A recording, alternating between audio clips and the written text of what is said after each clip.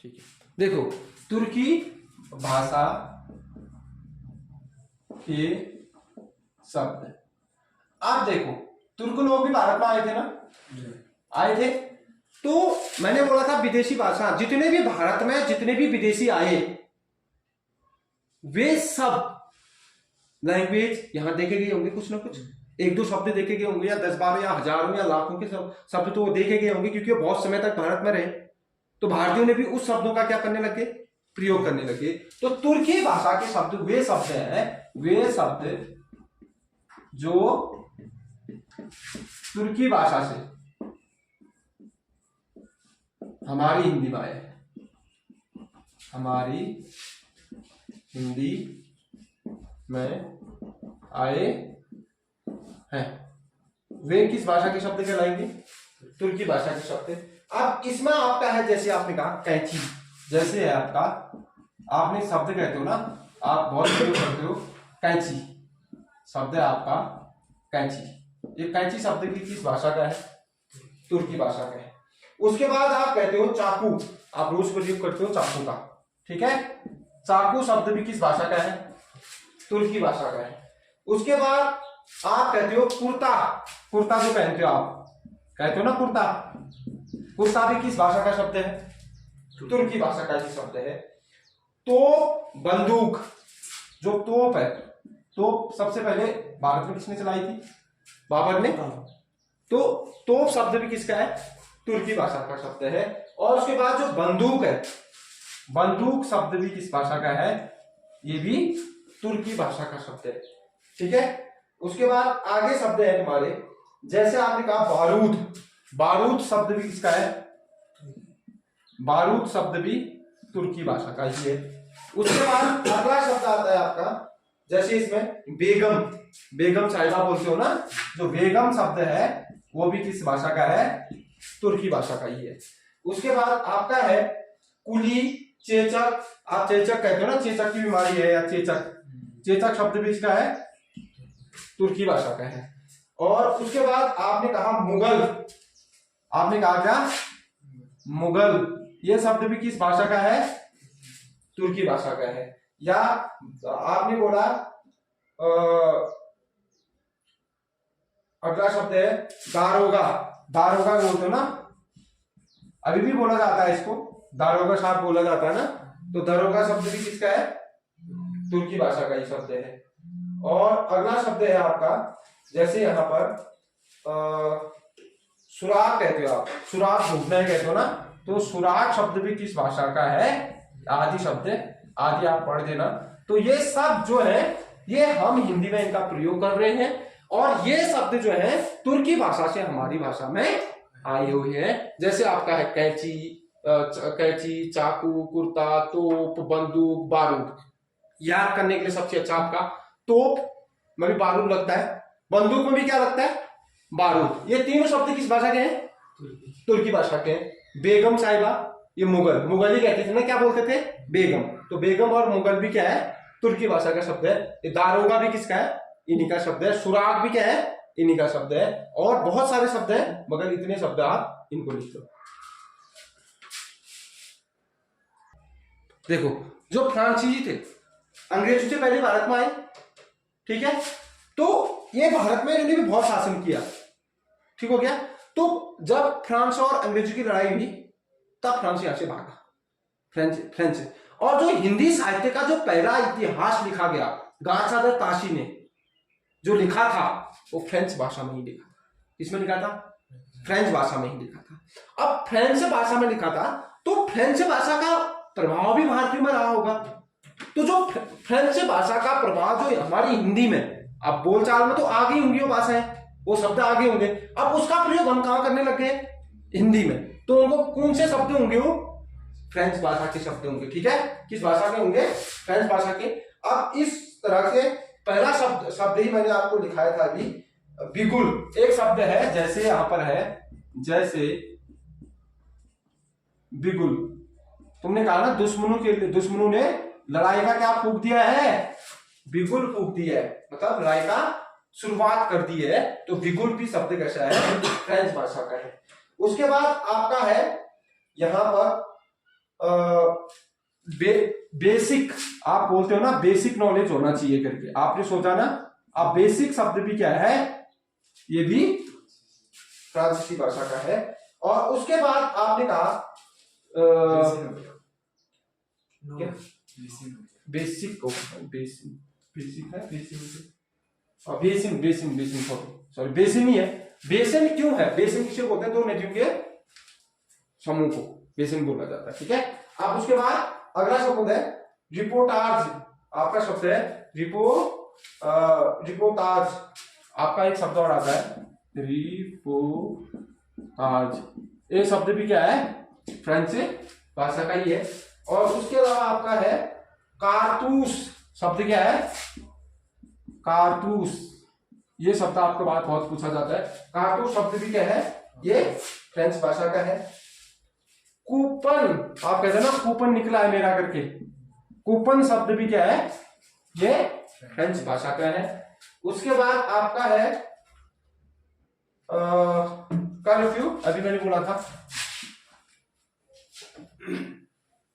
ये शब्द भी किसका है, आदि शब्द। ये शब्द सभी किसके हैं, फ्रेंच भाषा के। लिख लो, बहुत बार पूछा जाता है पेपर में, लगभग बहुत बार पूछा जाता है ये संकर शब्द। अब ये संकर शब्द होते क्या है, देखो ये संकर शब्द क्या होते हैं, दो अलग अलग भाषाओं से बने हुए शब्द होते हैं। मतलब एक अगर हिंदी भाषा का है तो हो सकता है एक चीनी भाषा का हो सकता है कि हिंदी का हो, एक संस्कृत का हो सकता है, एक शब्द अंग्रेजी का हो, एक हिंदी का होगा। इन दो भाषाओं के शब्द से एक शब्द का जब निर्माण होता है वो क्या कहलाता है, शब्द, संकर शब्द कहलाता है। समझ गए, इसकी परिभाषा लिखो। वे शब्द जिनका निर्माण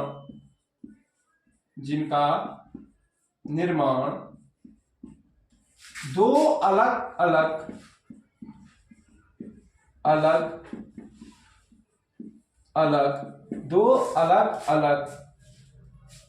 भाषाओं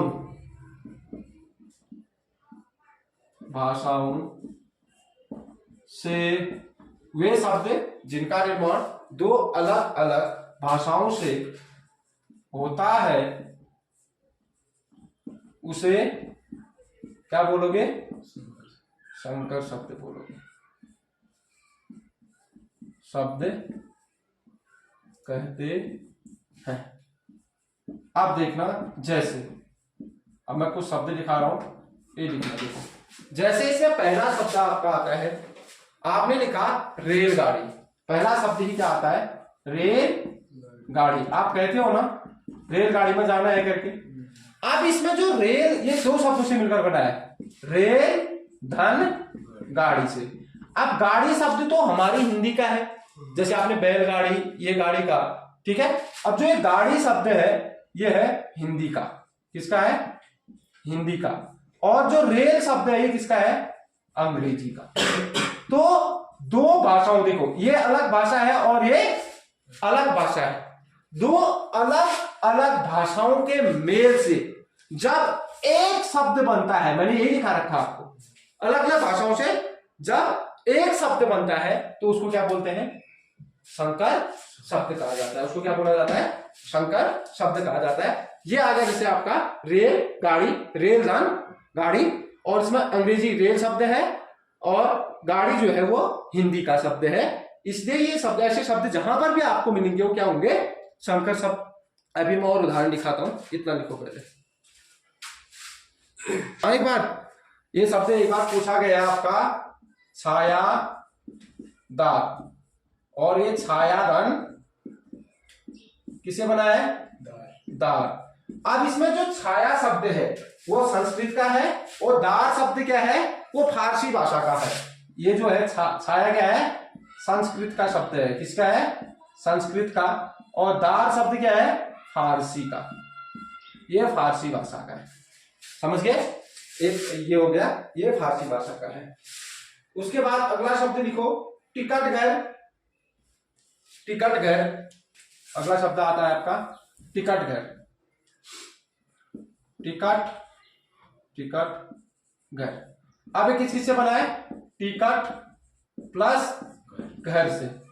अब इसमें जो टिकट है ये अंग्रेजी भाषा का शब्द है और जो घर शब्द है ये हिंदी भाषा का है। किसका है? ये हिंदी भाषा का है। लिख लो टिकट घर। आपको कभी पूछा जा सकता है। ये है आपका अंग्रेजी का और ये है आपका हिंदी का। ठीक है, टिकट घर। अगला शब्द लिखो आप, दूसरा अश्रु गैस। अश्रु गैस। अश्रु किस भाषा का शब्द है बताओ? अंशु मीन्स आंसू और ये गैस हो गया। ये दो शब्दों से मिलकर बना है। और जो अश्रु है ये संस्कृत भाषा का है और गैस शब्द किस भाषा का है? ये अंग्रेजी भाषा का है। ठीक हो गया। उसके बाद लिखो पानदान। पानदान। अगला शब्द लिखो, तीसरा शब्द पानदान। पानदान, पान धन दान से हुआ है। और पान शब्द किसका है? ये पान शब्द आपका है हिंदी का और दान शब्द है फारसी भाषा का। ठीक है। अगला शब्द है आपका शीलबंद। अगला शब्द लिखो शीलबंद। शीलबंद ये शब्द बहुत इंपोर्टेंट है। शीलबंद बहुत इंपोर्टेंट शब्द है, आपसे पूछा जा सकता है कभी। शीलबंद, जहां पर मैं इंपोर्टेंट कहता हूं उसका विस्तार पूर्वक लिख लेना उसको। शील शब्द है अंग्रेजी का और बंद शब्द है फारसी का। शील शब्द है आपका अंग्रेजी का। ये जो शील शब्द है ये दो शब्दों से मिलकर बना है, शील धन बंद। आपका जो शील शब्द है ये अंग्रेजी का है और बंद शब्द क्या है आपका? फारसी भाषा का है। किस भाषा का है? फारसी भाषा का है। अगला लिखो वर्षगांठ। आप वर्षगांठ कहते हो ना, आज मेरी शादी की इतनी वर्षगांठ है, या ये बोलते हो तो वर्षगांठ। वर्षगांठ। वर्ष शब्द क्या है? संस्कृत का है और गांठ हिंदी का है। गांठ शब्द किसका है? हिंदी का है। ठीक है। अगला शब्द जांच करता। अगर देखो जांच करता। जांच करता ये शब्द किससे बना है? जांच, जांच धन करता। जांच किसका है? जांच शब्द किसका है बताओ? ये है हिंदी का और कर्ता शब्द किसका आएगा? संस्कृत का। क्यों? मैंने आपको नियम बताया था, जब ऊपर रो लगा होता है तो क्या आ जाता है? तत्सम। और जिसके ऊपर चंद्र बिंदु होता है वो तत्सम तद्भव होता है और जिसके ऊपर रो लगा होता है वो तत्सम। तो आपको सीधे पता हो जाना चाहिए ये हिंदी का है, ये संस्कृत का है। ठीक है। अगला शब्द लिखो अपील करता। अपील करता। अगला शब्द अपील करता। अपील करता कितनी होगी? 6। अपील करता। अपील शब्द क्या बताओ फिर? करता तो आपको पता है संस्कृत का है, इंग्लिश का है, अंग्रेजी और संस्कृत का है। अपील आपका अपील धन कर्ता से बना है। कर्ता तो संस्कृत का है और ये क्या है? अंग्रेजी का है। एक दो अगर कोई ऐसे शब्द हैं जो पूछे जाते हैं मैं आपको बताऊंगा। ठीक है।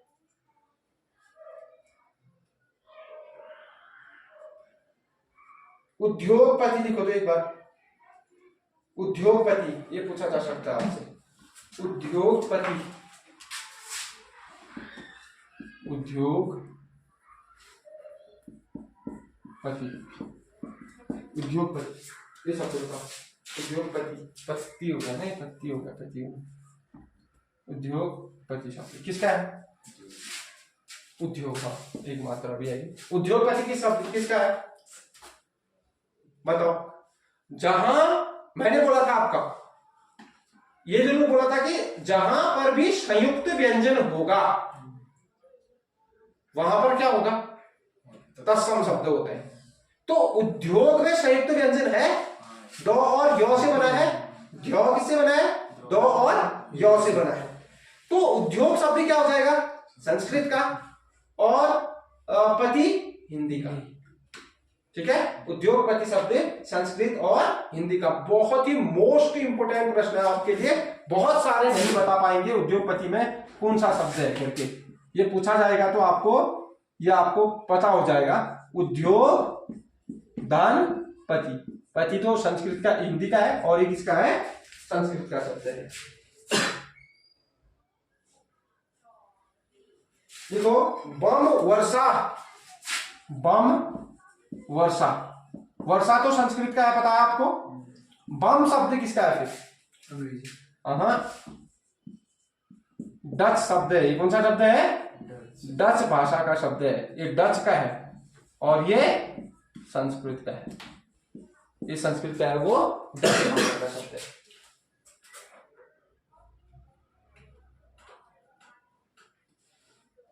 और तो आपको आ जाएगा।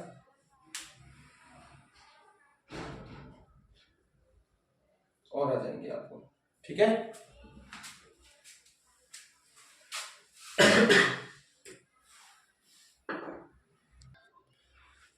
बनावट या रचना के आधार पर शब्दों को कितने भागों में बांटा गया है। देखो यहां पर पहला भाग आता है आपका रूढ़ शब्द। क्या आता है, रूढ़ शब्द। पहला शब्द सबसे पहले क्या आता है, रूढ़ शब्द। दूसरा आता है योग रूढ़ शब्द। चलो हम इसको ही लिख देते हैं, क्योंकि रूढ़ और यौगिक को आप अच्छी तरह समझ जाओगे, ठीक है। उसके बाद तीसरा भाग आता है यौगिक। क्या आता है, यौगिक शब्द। अब इनको तीन भाग बनावट के आधार पर या किसके आधार पर, रचना के आधार पर। अब देखो जो ये रूढ़ शब्द होता है, रूढ़ का मतलब आपने देखा होगा, रूढ़िवादिता देखते हो ना, जो परंपरा पहले से चली आ रही है अभी भी चल रही है, रूढ़िवादिता, रूढ़ बोलते हैं ना उसको। जो मतलब ऐसे शब्द होते हैं जो प्रसिद्ध शब्द होते हैं। कैसे होते हैं, प्रसिद्ध शब्द होंगे। प्रसिद्ध का मतलब जिसको लगभग सभी लोग जानते होंगे, वे शब्द क्या कहलाएंगे, रूढ़ शब्द भी होते हैं। और पहली एक बात आपके लिए है। दूसरी बात, ये शब्द वे शब्द हैं जिनके आगे और पीछे उपसर्ग प्रत्यय नहीं लगे होंगे। जिन शब्दों के साथ प्रत्यय भी नहीं होगा, उपसर्ग भी नहीं होगा, वे क्या होंगे, रूढ़ शब्द होंगे। दूसरी बात होगी। तीसरी बात, इन शब्दों में संधि भी नहीं होगी, इन शब्दों में समास भी नहीं होगा, वे शब्द क्या होंगे, रूढ़ शब्द। अब सबसे महत्वपूर्ण जो बात है, इन शब्दों को तोड़कर आप जब लिखोगे, इन शब्दों का कोई अर्थ नहीं निकलेगा। जैसे आपने एक शब्द लिखा, घर शब्द लिखा। देखो अगर मैं इस घर शब्द को तोड़ूं, क्या इसमें कोई प्रत्यय लगा है, नहीं। कोई समास है, नहीं। इसमें कोई संधि है, नहीं। इसमें प्रत्यय लगा है, नहीं। इस शब्द को अगर मैं तोड़ता हूं, घौधान रौ, अब इनका कोई अर्थ निकल रहा है, घ और रौ का कोई अर्थ निकल रहा है, नहीं निकल रहा है। तो इन शब्दों के टुकड़े करने के बाद कोई अर्थ नहीं निकलता। वही शब्द क्या होते हैं, रूढ़ शब्द होते हैं। समझ गए। उसके बाद आता है योग रूढ़। अब योग का मतलब क्या होता है, जोड़ना। जहां दो यौगिक शब्दों से एक शब्द बनता है। क्या होता है इसमें, दो यौगिक शब्द, दो रूढ़ शब्दों से, रूढ़ आए ना पीछे, तो रूढ़ शब्दों से एक शब्द बनेगा और उस शब्द का कोई तीसरा अर्थ निकलेगा। दो रूढ़ शब्दों से तो बनेगा, मगर वो दो रूढ़ शब्दों का कोई अर्थ ना होकर वो तीसरा अर्थ बताएंगे, वो क्या होगा, योग रूढ़। और इसमें समास भी होगा, इसमें संधि भी होगी, इसमें प्रत्यय भी लगे होंगे, इसमें उपसर्ग भी लगे होंगे। और ये शब्द बहुब्रीहि समास के उदाहरण होते हैं। जितने भी बहुब्रीहि समास के उदाहरण हैं, जैसे आपने एक शब्द लिखा गजानन, लिखा शब्द, इसका संधि विच्छेद करता हूं मैं, क्या बनेगा, गज धन आनंद। देखो गज एक शब्द है, आनंद एक शब्द है नहीं, रूढ़ शब्द दोनों। करो तो इनके टुकड़े, कुछ अर्थ बन रहा है, नहीं बन रहा है ना। तो ये वे शब्द होंगे जो दो रूढ़ शब्दों से बने होंगे और इनका कोई अर्थ नहीं होगा। आनंद से सर होता है, गज से हाथी होता है। ये अपने मूल अर्थ को नहीं बताएंगे, ये किसी तीसरे अर्थ को की ओर टारगेट करेंगे, तीसरे अर्थ को बताएंगे।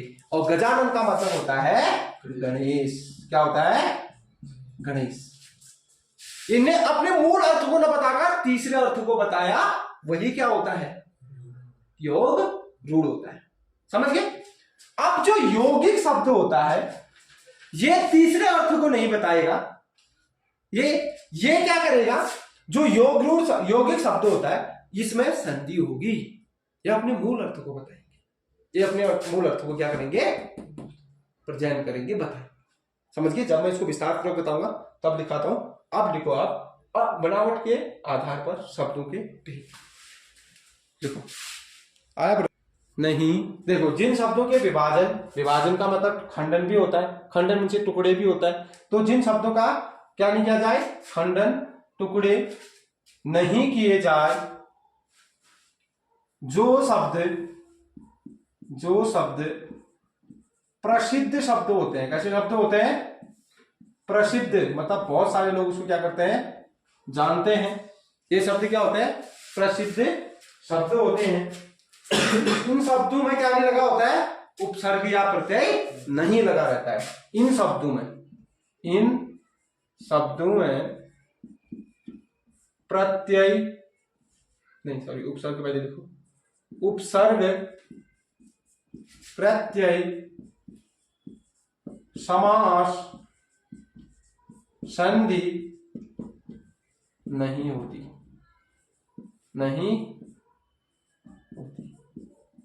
वे क्या कहलाएंगे? रूढ़ शब्द। मैंने आपको डिटेल समझा दिया है। कहते हैं आपको, मैंने जैसे समझना है आपको वैसे समझे। ठीक, मैंने तभी इसको लंबी परिभाषा इसलिए लिखा रखी है। इसकी शॉर्ट परिभाषा हो सकती है। शॉर्ट परिभाषा हो सकती है जिन शब्दों का खंडन नहीं किया जा सकता या टुकड़े नहीं किया जाता वो क्या कहलाएंगे? यौगिक। मैंने आपको हर तरीके से समझा दिया इसको। देखो, जिन शब्दों के खंडन टुकड़े नहीं किए जाए, नहीं किए जाए कर दो, किए जाए। उसके बाद जो शब्द प्रसिद्ध शब्द होते हैं, ठीक हो गया, कॉमा लगा रखा है। उसके बाद इन शब्दों में उपसर्ग, प्रत्यय, समास, संधि नहीं होती है। ठीक है, इन शब्दों में कुछ भी नहीं होता है। वे शब्द क्या कहलाएंगे? रूढ़ शब्द कहलाएंगे। जैसे देखो नीचे, जैसे आ जाएगा आपका घर, गृह, सूर्य, और कुछ शब्द बताओ, और ऐसे शब्द कुछ, कलम, कार, बस, कलम, कार, ऐसे शब्द सभी क्या आएंगे जिसके आप ये नहीं कर सकते। आदि शब्द क्या होंगे? ये रूढ़ शब्द हो। आदि क्या होंगे? रूढ़ शब्द कहलाएंगे। ठीक है, ये सभी रूढ़ शब्द होंगे।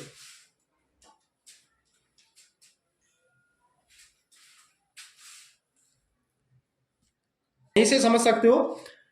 अब यहां पर योग का अर्थ क्या होता है? योग धन रूढ़ से बना है। जो योग रूढ़ शब्द है वो योग धन रूढ़ से बना हुआ है। ठीक है, योग का मतलब होता है जोड़ या जोड़ना, और रूढ़ का अर्थ आपको पता है, रूढ़ शब्द आपने भी पढ़ा था। जहां पर दो योग रूढ़ शब्दों को आपस में क्या किया जाता है? जोड़ा जाता है। जहां पर आप क्या करोगे? रूढ़ शब्दों को, दो या दो से अधिक रूढ़ शब्दों को आपस में क्या कर दोगे? जोड़ोगे, मगर वो अपने मूल अर्थ को न बताकर किसी तीसरे अर्थ को बताएंगे। वो क्या कहलाएंगे? योग रूढ़ कहलाएंगे। देखो इसकी परिभाषा, देखो, योग रूढ़ शब्द योग धन रूढ़ से बना है। योग रूढ़ शब्द योग धन रूढ़ से बना है, जिसका अर्थ है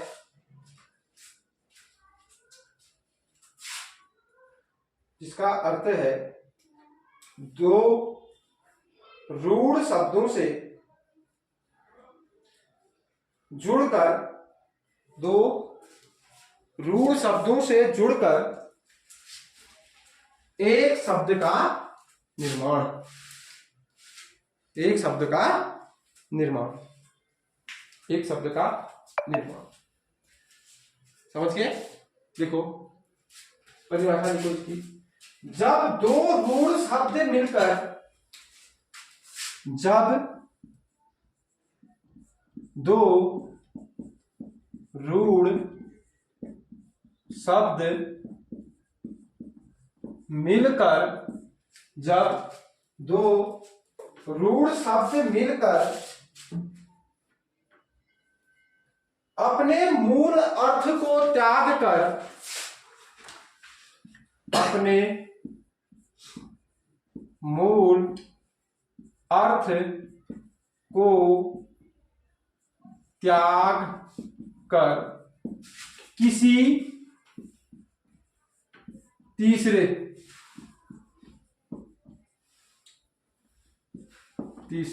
देखो देखो, जब दो रूढ़ शब्द मिलकर अपने मूल अर्थ को त्याग कर किसी तीसरे अर्थ को बताते हैं, तीसरे अर्थ को बताते हैं, उसे योगरूढ़ शब्द कहते हैं। योगरूढ़ शब्द कहते हैं, उनसे योगरूढ़ शब्द कहते हैं। देखो यहां पर ये भी कह सकते हो आप, दो योगरूढ़ शब्द मिलकर किसका निर्माण करती हैं? योगरूढ़ शब्द का निर्माण करती हैं, ये लिख सकते हो। मगर मैंने थोड़ा आपके अलग परिभाषा लिखा रखी है। जब दो रूढ़ शब्द मिलकर अपने मूल अर्थ को क्या कर देती हैं? त्याग देती हैं, छोड़ देती हैं, किसी तीसरे अर्थ को बताते हैं, तब योगरूढ़ शब्दों का क्या होता है? निर्माण होता है। जैसे आपने एक शब्द में लिखा हूं आपके लिए, नील कंठ। आप देखो, एक योगरूढ़ है और एक रूढ़ शब्द, दो रूढ़ शब्द है। नील शब्द क्या है? रूढ़ शब्द है। कंठ शब्द भी क्या है? रूढ़ शब्द है। मगर ये अपने मूल अर्थ को क्या कर दे रहे हैं? नीला और कंठ को छोड़ दे रहे हैं। अब किसको बता रहे हैं? शिव के बारे में बता रहे हैं। किसके बारे में? शिव के बारे में बता रहे हैं। शिव के बारे में ये बता रहे हैं। आया समझ में? आपने एक शब्द और लिखा, दशानन। आप यहां लिखा मैंने दस धन आनंद। देखो मूल अर्थ को छोड़ दिया। दस का मतलब तो एक संख्या होती है, आनंद का मतलब स्वर होता है।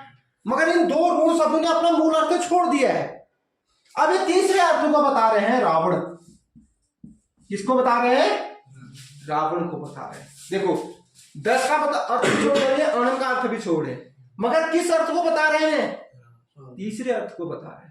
मतलब कहने का अर्थ यह है, योगरूढ़ शब्द दो रूढ़ शब्दों से इसका निर्माण होता है, मगर ये अपने मूल अर्थ को नहीं बताएंगे, किसी तीसरे अर्थ को ये क्या करेंगे? बताएंगे।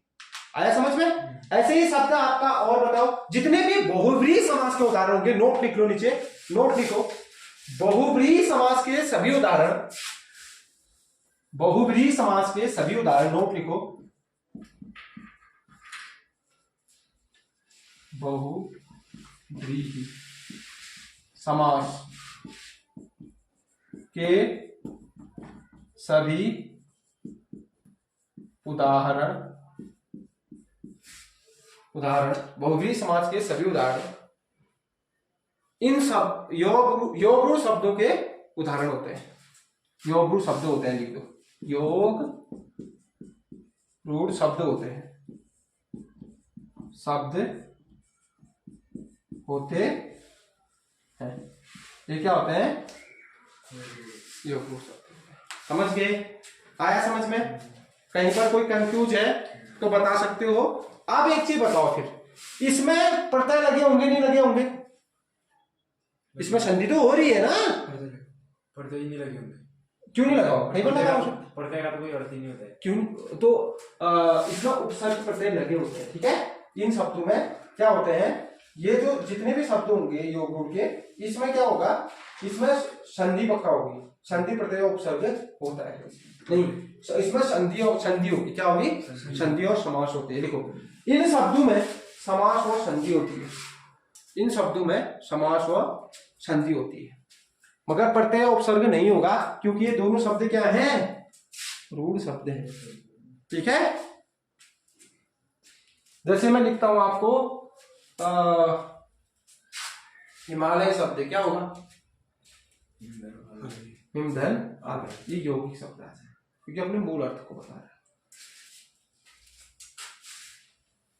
आगे समझ में ये आया नहीं आया, आपको ही बताओ पहले, आ गया ना अच्छी तरह, जितने भी होंगे, जैसे मैंने कहा आपसे, मैं नील गाय कहूं तो नील गाय बोलूं तो नीली है गाय, ठीक है, कर्मधारय के भी कारण आ जाएंगे। उसके बाद अगर मैं बोलूं तुमसे नीली है गाय, नहीं, नीली गाय में तो आपका यौगिक शब्द यौगिक हो जाएगा, नीली गाय इसमें नहीं आएगा, इसमें सिर्फ बहुव्रीहि समास, क्योंकि नीली नीला बोल रहा है, गाय का मतलब गाय बोल रहा है, तो किसका उदाहरण आ जाएगा, यौगिक का उदाहरण। ठीक है, राजकुमार और राजा का पुत्र, तो क्या आएगा, राजकुमार शब्द है, जो तीसरे अर्थ की ओर चल, समझ गए। आगे मतलब ये अपने मूल अर्थ को नहीं बताएगा, तीसरे अर्थ को बताएगा ये, समझ गए। अब देखो यौगिक शब्द है, इसको मैं पूरा ही कर देता हूं आज, यौगिक शब्द है, यौगिक शब्द है, यौगिक शब्द है, यौगिक शब्द देखो,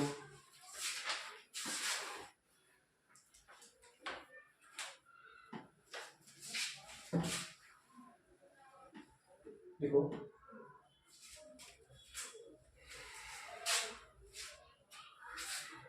वे शब्द जो अपने मूल अर्थ को नहीं छोड़ते, अर्थ को नहीं छोड़ते, ये अपने मूल अर्थ को छोड़ेंगे नहीं छोड़ेंगे, बताओ, नहीं छोड़ेंगे, ठीक है, अपने मूल अर्थ में ही रहेंगे, ये शब्द जो अपने मूल अर्थ में को नहीं छोड़ते। इन शब्दों में ये शब्द ये शब्द उपसर्ग कौमा प्रत्यय कौमा संधि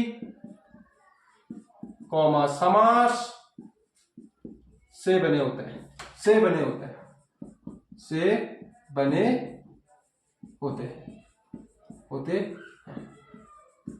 होते हैं। देखो वे शब्द जो अपने मूल अर्थ को नहीं छोड़ेंगे, मूल अर्थ को तो बताएंगे आपको, और ये शब्द किससे बने होंगे, प्रत्यय से बने होंगे, उपसर्ग से बने होंगे, या संधि से बने होंगे, या समास से बने होंगे, वे शब्द क्या कहलाएंगे, यौगिक शब्द। जैसे यौगिक का मतलब क्या होता है, दो को आपस में जोड़ना, यौगिक करना। जैसे एक शब्द देखो, इसमें आपने शब्द लिखा है हिमालय, चलो विद्यालय लिखता हूं मैं, क्या लिखा मैंने, ये हो गया विद्या धन आलय, इसका मूल अर्थ को छोड़े बताओ, विद्या का मतलब शिक्षा, आलय का मतलब घर, जो किसके लिए क्या है, हिमालय शब्द लिख देता हूं दूसरा, आपने देखो हिम धन आलय, देखो आलय, देखो हिम इनसे बर्फ, आलय इनसे घर, अपने मूल अर्थ को ही बता रहे हैं, जो उन शब्दों का अर्थ है वही बता रहे हैं। कितना सरल है, मगर आदमी को पहाड़ लगता है। देखो रूढ़ में उपसर्ग प्रत्यय समास कुछ नहीं होगा, और उसके टुकड़े नहीं, इसके टुकड़े कर रहे हो जा रहे, टुकड़े तो इसके भी कर रहे हो, योग रूप के भी, मगर उसमें उपसर्ग प्रत्यय आज कुछ नहीं लगा होगा, मगर वो किसकी ओर ताकीद करेगा, मगर ये क्या करेगा, इसमें सिर्फ संधि समास और उपसर्ग प्रत्यय होगा, समझ गए। ये शब्द क्या कहलाएंगे, योग कहलाएंगे। ठीक है।